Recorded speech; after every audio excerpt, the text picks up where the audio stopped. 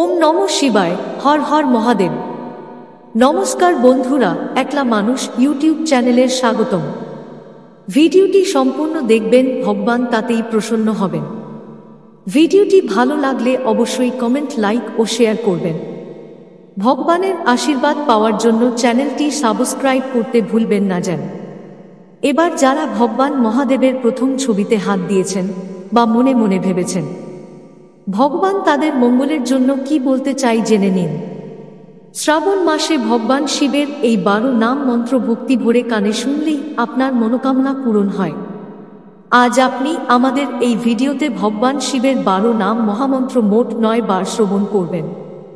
যে মন্ত্র সম্পর্কে শাস্ত্রে বলা রয়েছে, যদি কোনো ভক্ত শ্রাবণ মাসে এই মন্ত্র ভক্তি ভরে শ্রবণ করে, ভগবান শিব স্বয়ং তার নানাবিধ সমস্যা দূর করে সকল প্রকার মনোকামনা পূরণ করে থাকেন এবং তা করেন মাত্র 24 ঘন্টার মধ্যে। এই শ্রাবণ মাসকে বলা হয় ভগবান শিবের মাস। এই মাসে সমস্ত শিব ভক্তের কাছে স্বপ্ন পূরণের মাস।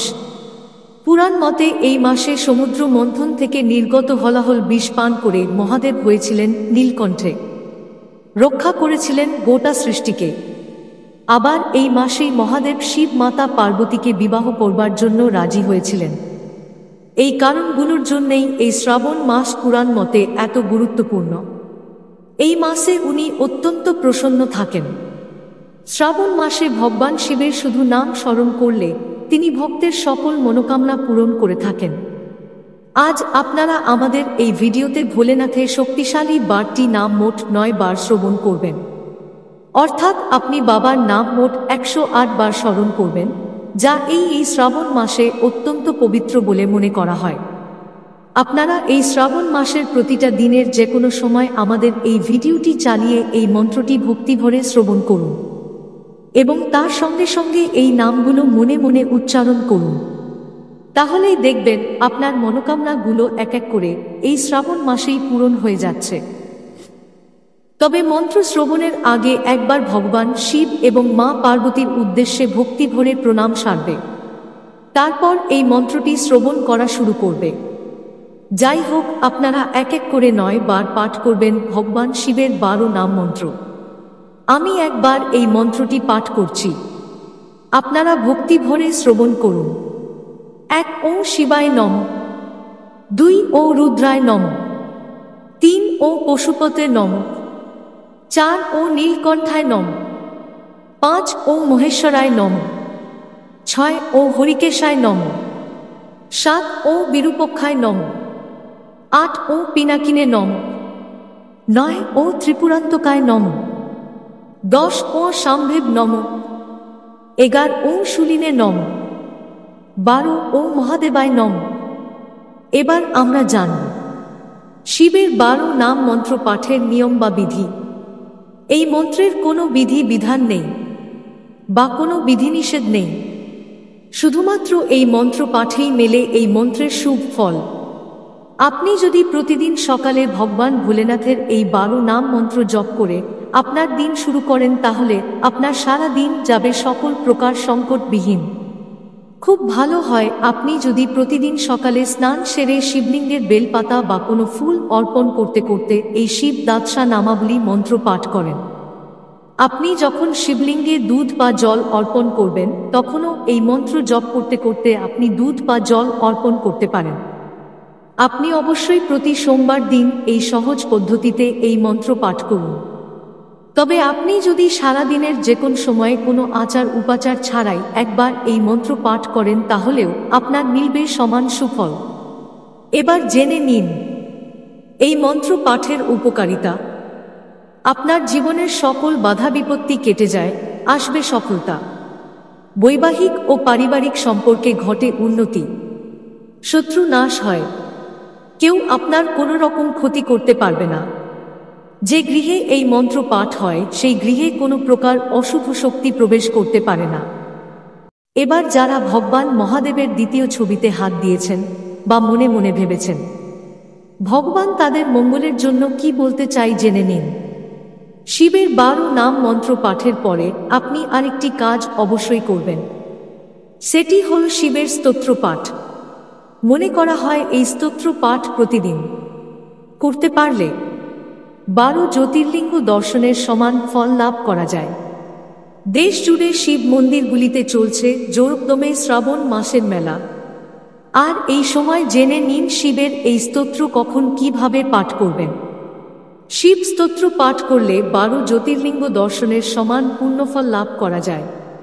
মহাদেবের এই স্তোত্র পাঠ করলে তিনি অত্যন্ত প্রসন্ন হন এবং কাঙ্ক্ষিত ফল লাভ করা যায়।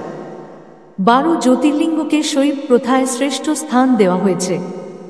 সমস্ত জ্যোতির্লিঙ্গের দর্শন করলে ব্যক্তির সমস্ত কষ্ট সমাপ্ত হয়ে যায়। 12 জ্যোতির্লিঙ্গের দর্শন করা সম্ভব না হলেও নিয়মিত পুজো করলে 12 জ্যোতির্লিঙ্গ দর্শনের সমান ফল লাভ করা যায়। এমন একটি স্তুতি আছে যা পাঠ করে জাতক সমস্ত 12 জ্যোতির্লিঙ্গের পুজো সম্পন্ন করতে পারেন।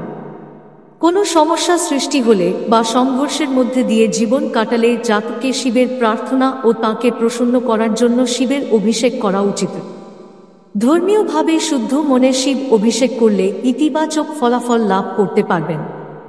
শিবের পুজোয় মন্ত্র, জপ, যজ্ঞ এবং অভিষেক ইত্যাদি বিধি শামিল রয়েছে। তবে অতি সাধারণ একটি উপাসনার সাহায্যে সহজেই ভোলানাথের মন জয় করা যায়। এই উপাসনাটি 12 জ্যোতির্লিঙ্গের সঙ্গে সম্পর্কযুক্ত। 12 জ্যোতির্লিঙ্গ দর্শন সম্ভব না হলে এর স্তোত্র দ্বারা সমস্ত 12টি জ্যোতির্লিঙ্গের পুজোর ফল একসঙ্গে লাভ করা যায়। এই স্তুতি শিবকে অত্যন্ত প্রসন্ন করে তোলে। শিবলিঙ্গ উপাসনার সঙ্গে কোনো ব্যক্তি এই স্তুতি স্মরণ করলে তার পুজোর ফলাফল বহুগুণ বৃদ্ধি পায়। শিব অভিষেক করার সময় 12 জ্যোতির্লিঙ্গ স্তুতি জপ করা উচিত। এর ফলে মন শান্ত হয় ও শিব প্রসন্ন হন। 12 জ্যোতির্লিঙ্গ স্তোত্র কিভাবে করবেন জেনে নিন। উজ্জয়িনাং মহাকালমঙ্কারং মমলেশ্বরং পরলা বৈজনাথং চ ডাকিয়ানাং ভীম শঙ্করং সেতুবন্ধে তু রামেশং নাগেশং দারুকাবনে বারংশাং তু বিশ্বেশং ত্রয়ম্বকং গৌতমী তটে হিমালয়ে তু কেদারং ঘৃষ্ণেশং শিবালয়ে এতানি জ্যোতির্লিঙ্গানি সায়ং প্রাতু পঠেন্নর সপ্তজন্ম কৃতং পাপং স্মরেন বিনশ্যতি। এক, সকালে স্নানের পর শুদ্ধ মনে মন্দির অথবা ঠাকুর ঘরের 12 জ্যোতির্লিঙ্গ স্তুতি পাঠ করা উচিত। 2, এই স্তুতি পাঠ করলে শিবের অভিষেক করতে ভুলবেন না। ধুতুরা, বেল পাতা ইত্যাদি অর্পণ করা উচিত। 3, ঘি অথবা তেলের প্রদীপ জ্বালান। 4, সম্ভব হলে 108 বার এই স্তুতি পাঠ করুন। 12 জ্যোতির্লিঙ্গ স্তুতির শুভ ফল। 1, এই স্তুতি ব্যক্তির মন শান্ত করে ও সমস্ত নেতিবাচক শক্তি থেকে মুক্ত করে। 2, শিব প্রসন্ন হন ও আমাদের সমস্ত চিন্তা থেকে মুক্ত করেন। 3, দীর্ঘায়ু লাভ করা যায়, জাতক রোগ থেকে মুক্তি পায়। 4, শিব মৃত্যু ও জীবন চক্রে মোক্ষ প্রদান করে থাকেন। প্রতিদিন 12 জ্যোতির্লিঙ্গ স্তুতি পাঠ করলে মোক্ষ লাভ সম্ভব। 5, যারা বাড়ির ঋণে জর্জরিত বা যে কোনো ঋণ থেকে মুক্তি চান তারা 12 জ্যোতির্লিঙ্গ স্তুতি পাঠ করলে সুফল পেতে পারেন। 6, পুরনো কোনো স্বাস্থ্য সমস্যা থাকলে 12 জ্যোতির্লিঙ্গ স্তুতি পাঠ করা উচিত। এমন করলে সুস্বাস্থ্যের আশীর্বাদ লাভ করা যায়। 7, 12 জ্যোতির্লিঙ্গের স্তুতি শত্রুতা থেকে মুক্তি দেয়।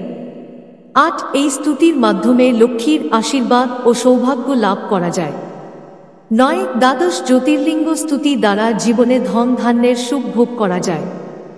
10, এই স্তুতি পাঠ করলে মহাদেব সমস্ত মনস্কামনা পূর্ণ করেন। তাহলে বন্ধুরা, আজকের ভিডিও এইখানেই শেষ করলাম।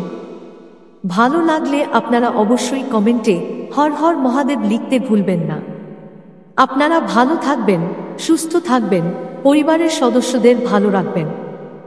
জয় বাবা শিব শঙ্করের জয়। ধন্যবাদ।